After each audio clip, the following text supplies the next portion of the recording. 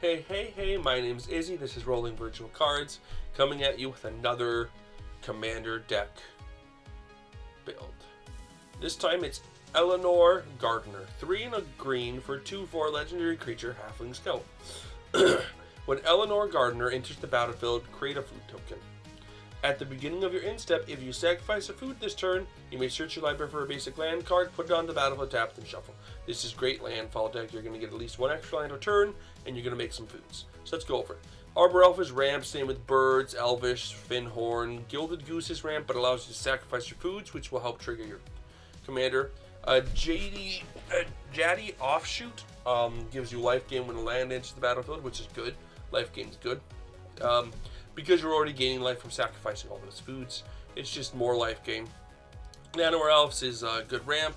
A Curious Pair makes a food just with his sorcery, so that's a good way to just make another food. Which I think it's just, yeah, if you sacrifice the food, so you can make the food off Curious Pair, then sack it. Kazendu Nectar Pot. When a land enters the battlefield on your control, you gain a life. It's just the same thing as Jaddy. Miradoc Brandybuck. Whenever one or more halflings you control attack, you create a food token. So as long as you can attack with your commander, it's a halfling. Or if you attack by itself, you get a food, and you can sack that food. Sakura Tribalder is ramp. Academy Manufacturer makes all those foods you're creating into clues and treasures, which is so strong. Architect of the Untamed. When a land is the battlefield, you get an energy, and you can pay, I think it's 1, 2, 3, 4, 5, 6, 7, 8 energy to make a 6/6 colorless beast artifact creature token, which is good. You're going to get to that energy pretty fast, and making 6/6s is not a bad thing to do. Brandywine Farmer. When it enters the battlefield or leaves the battlefield, you get a food token, so that's an easy way to make another food token just to sack. Eternal Witness is good card recursion. Grazing Gladeheart. When a land enters the battlefield you control, you gain 2 life. That's more life gain. Peregrine Took is going to make all your foods 2 foods, and you can sacrifice 3 foods to draw cards. Try a card. Reclamation Chase is good interaction. Scoot Swarm is going to just win you the game here a lot of times. If you have 6 or more lands, you're going to make a copy of Scoot Swarm, which means each land in the battlefield, you're going to make, like, each copy will make more copies. So it gets out of control pretty fast. Tyler's Provisioner is going to help you make treasure tokens or food tokens, both useful in this deck. And Tyler's Tracker will make you clue tokens, which is good card advantage, and can get really big itself by sacking clues. And you don't have to sacrifice the clue to itself. What else is ramp? Beast Whisperer, since you're running a lot of land or a lot of creatures, is going to be good card advantage. Gladriel Gift Giver. When it enters the battlefield or attacks, you choose one. Put one on counter another target creature, create a food token, or create a treasure token. That food token is usually what you're going to be choosing, because you need to sack it. But getting treasure or buffing something is not bad either. Green Sleeves Morrow Sorcerer. It's got protection from planeswalkers and from wizards. And its power and toughness are equal to the number of lands you control. When a land enters the battlefield under control, you make a 3/3 Badger. This is just another way to make creatures. Those creatures are good. Some of your creatures are cards out there are going to help double those tokens and stuff. Spore Mound. When a land is the battlefield, you make a 1/1 green sapling creature token. Just useful again. Festering Troll King. It has Vigilance Trample, and when it enters the battlefield, if you cast it from your hand, you create 3 food tokens. And you can sacrifice 3 foods to return it from your graveyard to the battlefield. And you can only activate that during your turn. But that's actually kind of interesting, because you can just keep getting it back. And it's a 7/6 with the Vigilance Trample. Pretty good.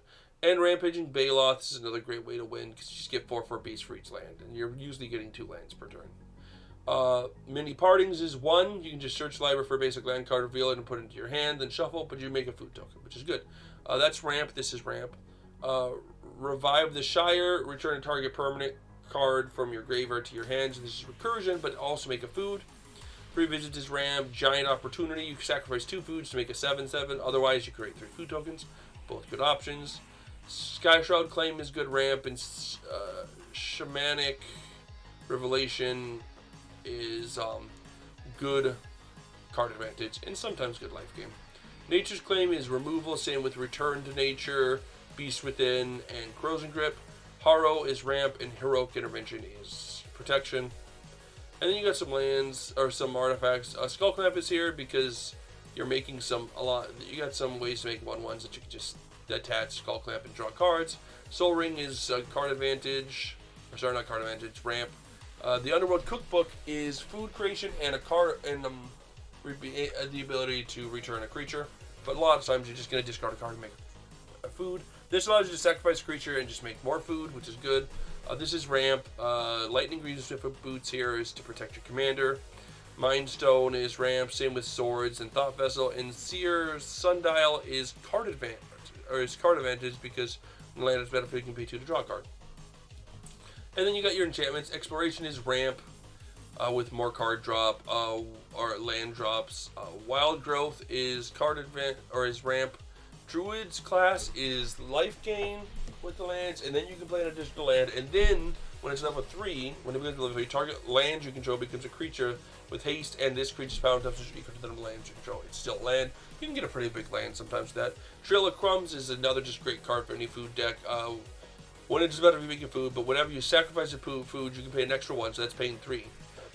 2 for the sacrifice the food and 1 for this effect. And then when you do, you look at the top 2 cards of the library. You can reveal a permanent card from among them and put it in your hand and put the rest in the bottom in the random order. Turns your food into a card advantage, which is really good. Fey Offering at the beginning of your end step. If you cast both a creature spell and a non-creature spell this turn, you make a food token, a clue, a food, and a treasure. All of which is good. And you have just the right amount of equals on that to do that. Killer Service makes it so that you can sacrifice your foods or other tokens to make 4/4 rhinos for 2 at the end step. Return to Khazad-dû allows you to gain life when lands in the battlefield. You can also put 1/1 counters on a creature. Guardian Project is card advantage, and Zendikar Royal gives you the 2/2 green elemental creatures when a land is battlefield. For lands, you got the 2 food lands and green, and then just ramp. You can lower the amount of lands. You really don't need 37. But you are a landfall deck, so that's probably more useful. There's probably been a few cards that's been released since I made this deck that could help it out. And since you're gaining life, you could run any life gain win con, probably Aetherflux Vezivar. But you really don't need to. This deck really just kind of grinds out, gains a lot of life, and just kind of wins off of spreading tokens. So you don't need to block with your tokens because you're gaining life. So the life can just sustain you usually. And then you swing wide for game. Yeah. Elanor Gardner is a really fun commander. I really like having ramp at the command zone. And one that likes food is interesting. Very unique commander. I would highly suggest building it. And here's a starting point. As always, like and subscribe. Leave a comment if you'd like. Everyone have a great day. Peace.